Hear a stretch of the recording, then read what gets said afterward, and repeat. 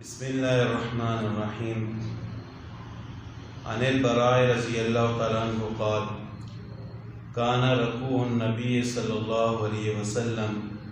وسجودہ وبین السجدتین واذا رفع من الرکوع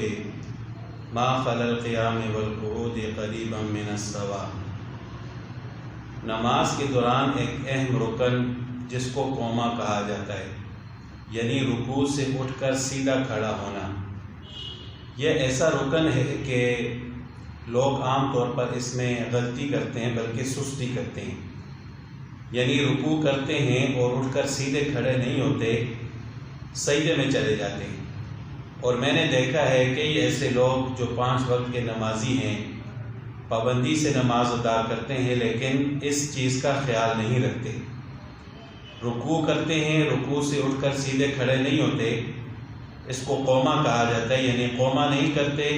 اور سیدھے سجدے میں چلے جاتے ہیں، جس کی وجہ سے ان کی نماز فاسد ہو جاتی ہے۔ نماز فاسد کس وجہ سے ہوتی ہے کہ قوما کرنا اور اسی طرح جلسہ 2 سجدوں کے درمیان بیٹھنا، یہ دونوں واجب ہیں۔ رکوع سے اٹھ کر کھڑا ہونا اس کو قوما کہا جاتا ہے، اور 2 سجدوں کے درمیان بیٹھنا اس کو جلسہ کہا جاتا ہے۔ تو قوما اور جلسہ یہ دونوں واجب ہیں، اور مسئلہ یہ ہے کہ جب نماز کے دوران کوئی واجب رہ جائے تو سجدہ سہو واجب ہو جاتا ہے، یعنی اگر کوئی واجب رہ جائے تو سجدہ سہو سے اس کی کمی پوری ہو سکتی ہے۔ لیکن ظاہر ہے جو لوگ قوما نہیں کرتے، رکوع سے اٹھ کر سیدھے کھڑے نہیں ہوتے، 2 سجدوں کے درمیان سکون سے بیٹھتے نہیں ہیں، تو اسی وجہ سے کہ تاکہ ہماری نماز جلدی ختم ہو جائے تو ان کا ذہن سجدہ سہو کی طرف جاتا ہی نہیں ہے۔ سجدہ سہو تو انسان اس وقت کرتا ہے کہ جب اس کو غلطی کا احساس ہو جائے کہ نماز کے دوران مجھ سے غلطی ہو چکی ہے، پھر وہ سجدہ سہو کرتا ہے۔ جبکہ لوگ اتنی تیزی میں نماز پڑھتے ہیں، رکوع سے اٹھ کر سیدھے کھڑے نہیں ہوتے، 2 سجدوں کے درمیان بیٹھتے نہیں ہیں، تو وہ یہی سمجھتے ہیں کہ ہماری نماز مکمل ہو چکی ہے۔ تو جب ان سے واجب رہ جاتا ہے، پھر جلدی کی وجہ سے سجدہ سہو بھی نہیں کرتے، تو اس وجہ سے ان کی نماز فاسد ہو جاتی ہے، ان کے اوپر نماز کو لوٹانا واجب ہو جاتا ہے۔ لیکن سستی کی وجہ سے نہ تو وہ قوما اور جلسہ اچھے طریقے سے کرتے ہیں،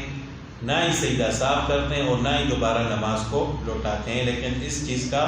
خیال رکھنا بہت ضروری ہے۔ حضرت براء رضی اللہ تعالیٰ عنہ فرماتے ہیں کہ رسول اللہ صلی اللہ علیہ وسلم کے سجدے، رسول اللہ صلی اللہ علیہ وسلم کا رکوع سے اٹھ کر کھڑا ہونا، 2 سجدوں کے درمیان بیٹھنا، یہ تقریباً برابر ہوتا تھا، یعنی جتنی دیر رسول اللہ صلی اللہ علیہ وسلم رکوع میں لگاتے تھے اتنی دیر اٹھ کر کھڑے بھی ہوتے تھے، جتنی دیر اور جتنا وقت سجدے میں لگتا تھا اتنی ہی دیر 2 سجدوں کے درمیان بیٹھتے بھی تھے۔ اور جبکہ ایک دوسری حدیث میں حضرت انس رضی اللہ تعالیٰ عنہ فرماتے ہیں کہ بعض اوقات رسول اللہ صلی اللہ علیہ وسلم رکوع سے اٹھ کر کھڑے ہوتے اور اتنی دیر کھڑے رہتے کہ ہمیں یہ وہم ہو جاتا کہ آپ صلی اللہ علیہ وسلم نے یہ رکعت چھوڑ دی ہے،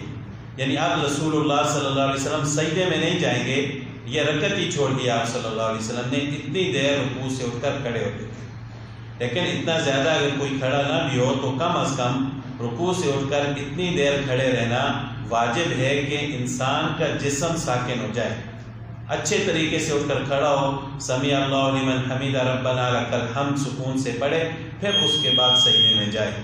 اگر وہ جلدی میں اس طرح قوما چھوڑ دے گا تو اس کے اوپر سجدہ سہو واجب ہو جائے گا، پھر لوگ سجدہ سہو بھی نہیں کرتے، تو اس طرح نماز فاسد ہو جاتی ہے۔ تو رکوع سے اٹھ کر کھڑا ہونا یہ بھی واجب ہے، اور 2 سجدوں کے درمیان سکون سے بیٹھنا یہ بھی واجب ہے۔ ان کا خیال رکھنا بہت ضروری ہے تاکہ نماز درست ہو جائے۔ اگر ہم اسی طرح جلدی میں نماز پڑھتے رہیں گے تو ہماری نماز فاسد ہوتی جائے گی، اور ہمارے